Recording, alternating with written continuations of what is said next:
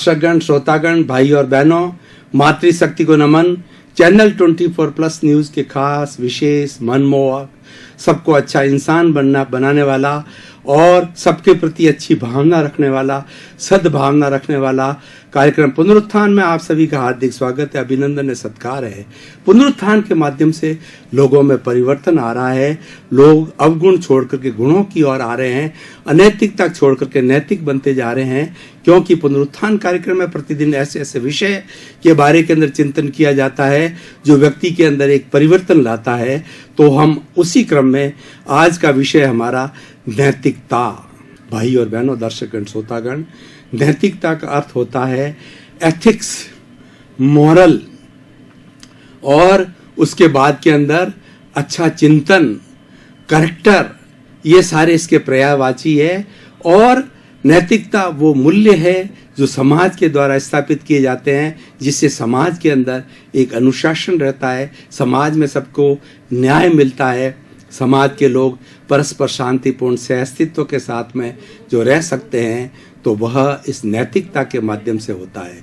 नैतिकता एक ऐसा विषय है, अगर व्यक्ति अपना लेता है तो वह व्यक्ति सबसे बड़ा धार्मिक है, वो सबसे बड़ा व्यक्ति परोपकारी है। और नैतिकता अगर कोई भी परिवार अपना लेता है तो उस परिवार की इतनी साख होती है कि पूरे समाज के अंदर ये कहा जाता है कि ये परिवार जो है बहुत ही नैतिकता वाला है, अच्छे सिद्धांत रखने वाला है और ये समाज का कल्याण करने वाला है।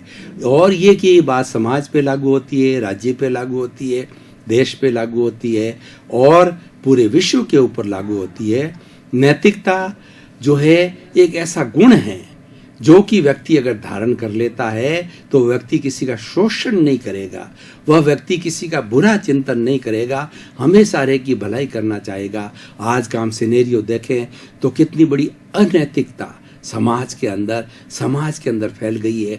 हर व्यक्ति का शोषण करना चाहता है, उसको लूटना चाहता है। व्यापारी जो कि कपड़े का व्यापार करता है, वह जो कपड़े के अंदर जो ताना बाना होता है, उसके अंदर धागा जो है कम काउंट का डाल दिया जाता है, और जब बेचा जाता है, कपड़ा खींच के बेचा जाता है, तो बहुत ज़्यादा कपड़े के अंदर 2%, 5% जो है वो कपड़ा कम भी चला जाता है। कपड़े के अंदर कलप लगा दिया जाता है। कपड़े के अंदर जो है उसका अर्ज 90 सेंटीमीटर का होता है, 88 सेंटीमीटर कर दिया जाता है। इस तरीके से हर एक के चीज़ के अंदर देखिए कि जो मशीनरी के जो स्पेयर पार्ट्स बनाने वाले हैं वो क्वालिटी गिरा देते हैं। अगर 2-5% भी क्वालिटी गिरावे तो मास प्रोडक्शन का उनको बहुत बड़ा फायदा होता है, लेकिन वो गारंटी साल भर की ली जाती है, तो धीरे धीरे वस्तु है 9 महीने के बाद भी खराब होने लग जाती है। ये अनैतिकता की बात हर एक पे लागू होती है। प्रश्न ये है कि हम अगर अनैतिकता करते हैं तो उसका परिणाम हमको ही मिलता है।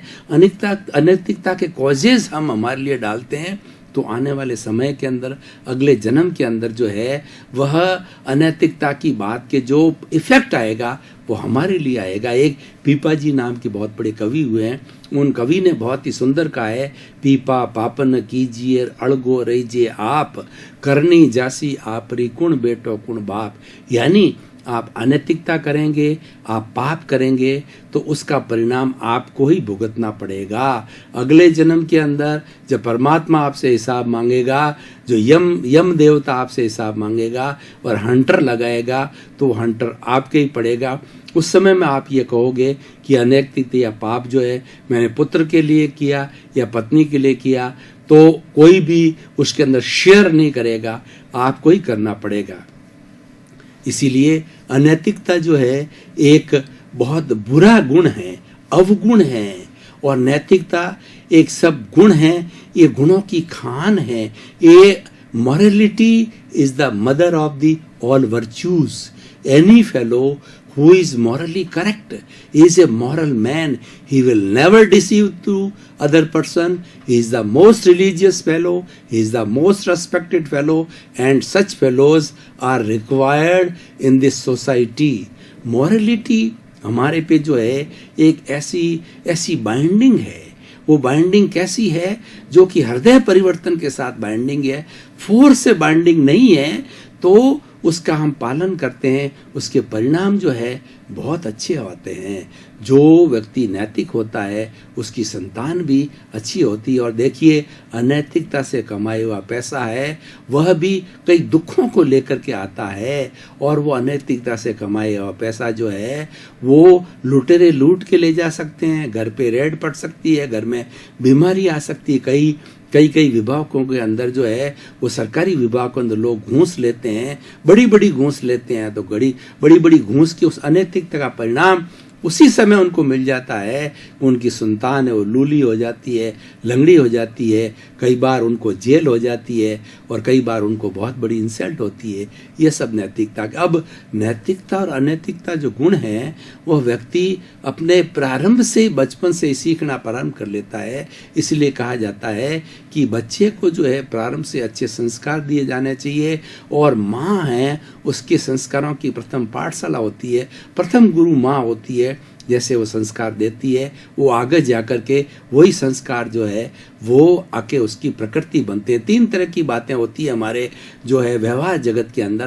पहला वृत्ति होती है, दूसरा प्रवृत्ति होती है, तीसरा प्रकृति होती है। वृत्ति मतलब जो हम एक्टिविटी करते हैं उसको वृत्ति कहते हैं। हमने अच्छी एक्टिविटी की या बुरी एक्टिविटी की।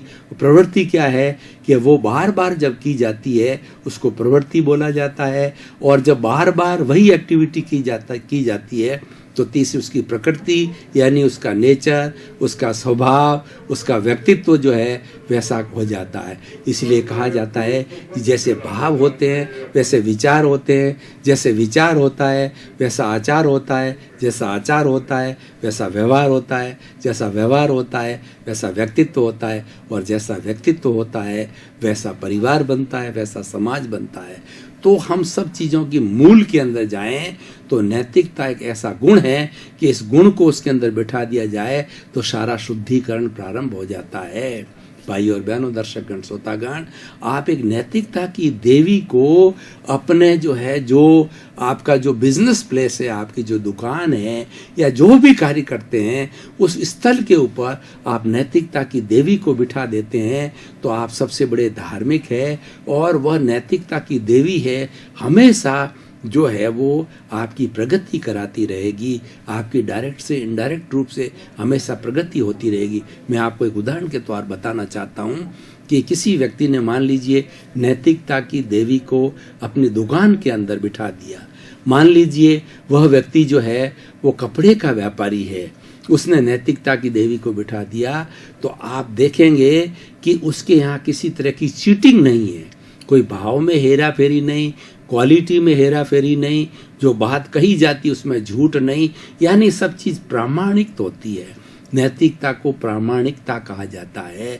अगर वो प्रामाणिक शॉप है तो आप देखेंगे कि धीरे धीरे उस शॉप के ऊपर जो है इतने ग्राहकों का तांता लग जाता है कि उसको जो है वो बात करने भी दुकानदार को फुर्सत नहीं मिलती, सभी ग्राहकों को संतुष्ट नहीं कर सकता, यानी उसकी सेल कई गुना बढ़ जाती है, उसका प्रॉफिट कई गुना बढ़ जाता है। अब देखिए उसने तो एक गुण नैतिकता को अपनाया और उसका कितना बड़ा लाभ हुआ, उसको कितनी बड़ी। अब वो एक उदाहरण आप दे, उसके सामने एक दूसरा उदाहरण लीजिए। व्यक्ति अनैतिक है तो वो अपने दुकान के अंदर क्या करता है कि बहुत बड़ा सामान भर देता है, लेकिन सारा सामान अप्रमाणिक होता है।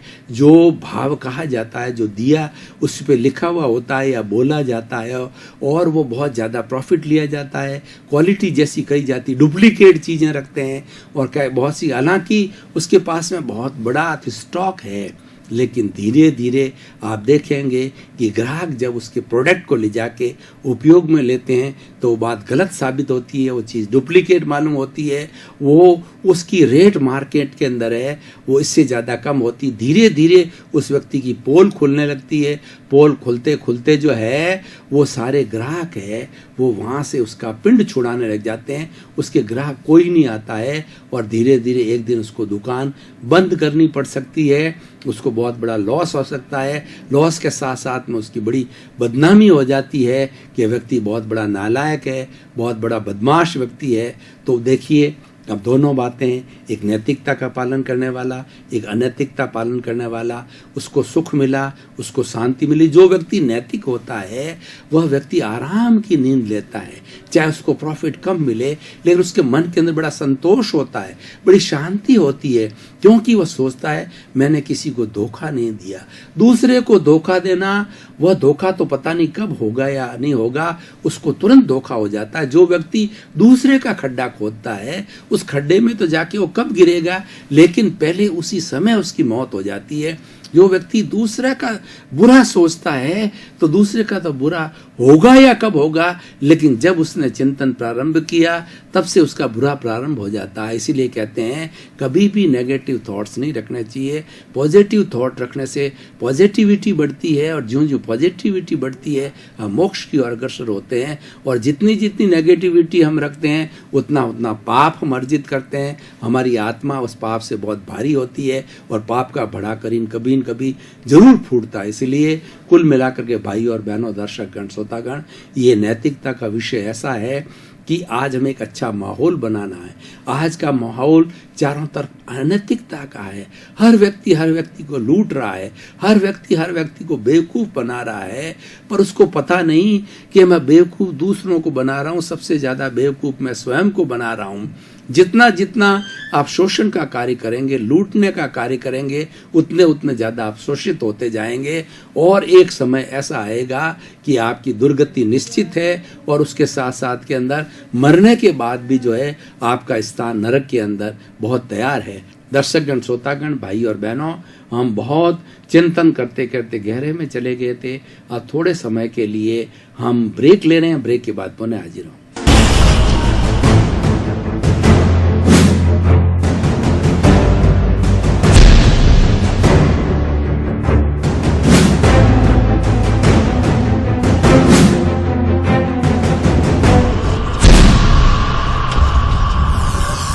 बहनों, ब्रेक लिया, और ब्रेक के बाद अब तरोताजा महसूस करते हैं, मानसिक रूप से, शारीरिक रूप से, और हमारा जो निर्धारित विषय है उसके ऊपर जो है हम पुनः वार्तालाप प्रारंभ कर रहे हैं। अब देखिए, एक उदाहरण के तौर पर मैं बताना चाहता हूं आपको।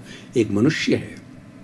मनुष्य जीवन कई जन्मों के अंदर अच्छे कार्य करने के कारण, नैतिकता रखने के कारण, और कथनी करने के अंदर कोई अंतर न रखने के कारण, सादगी के सद्भावना से, अच्छे विचारों का मनुष्य जीवन मिलता है।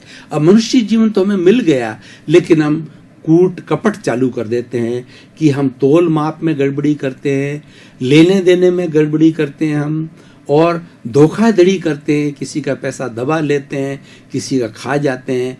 तो इस तरीके से धोखाधड़ी और ये झूठ माप तोल और ऐसी चीजें हम प्रारंभ करते हैं, तो हमारे भारतीय संस्कृति के स्क्रिप्चर्स के अंदर, धार्मिक ग्रंथों में आया हुआ है कि झूठा माप तोल करता है, कूट कपट करता है, बेईमानी करता है, डिसऑनेस्टी करता है, उसको त्रियंच गति मिलती है। यानी हम 2 पांव वाले से हम 4 पांव के अंदर अगली गति में जाकर के पशुओं के रूप के अंदर हम जन्म लेते हैं। ऐसा हमारे भारतीय शास्त्रों के अंदर बताया गया है। इसलिए बंधुओं, जो नैतिकता है ना, जीवन में प्रारंभ से रखनी चाहिए। अनैतिकता की तरह कभी भी चिंतन नहीं करना चाहिए। और कोई हम ये होता क्यों है, ये संगत से भी होता है। कुछ ऐसे लोग होते हैं जो कि हमको अनैतिक बना देते हैं। वो कहते हैं कि क्या रखा है, अच्छा कमाओ। उसी व्यक्ति की इज्जत होती है जिसके पास पैसा होता है, पावर होता है। लेकिन वो जो है वो अनैतिकता से कमाई हुई संपत्ति जो है उसके स्वयं के लिए दुख का कारण बन जाता है। आजकल क्या होता है कि दुकानों के अंदर, संस्थाओं के अंदर लिखा जाता है honesty is the best policy, और लेकिन उसी स्लोगन के नीचे सारे बुरे कार्य होते हैं। तो वो कितना गलत काम है, उसकी जगह तो अच्छा है उनको जो है ये लिखना चाहिए। उनको वो ऐसे हो गए हैं कि dishonesty is the biggest foolishness. ऐसा उनकी स्थिति बन गई है कि डिसऑनेस्टी करने लग जाते हैं। जीवन के अंदर कभी भी डिसऑनेस्टी नहीं आनी चाहिए और प्रामाणिकता आनी चाहिए।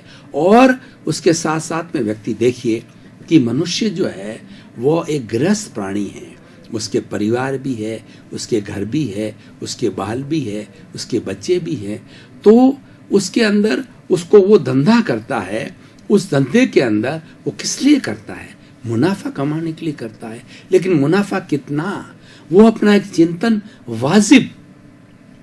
वाजिब मुनाफा बताए कि 10% मुझे कमाता है और हर प्रोडक्ट के अंदर जो है वो 10% जोड़ के रखता है, तो ये अनैतिकता नहीं है, क्योंकि उसके दुकान का खर्चा लगता है, बिजली का बिल आता है, सेल्समैन रखे जाते हैं और उसका खुद का परिवार है।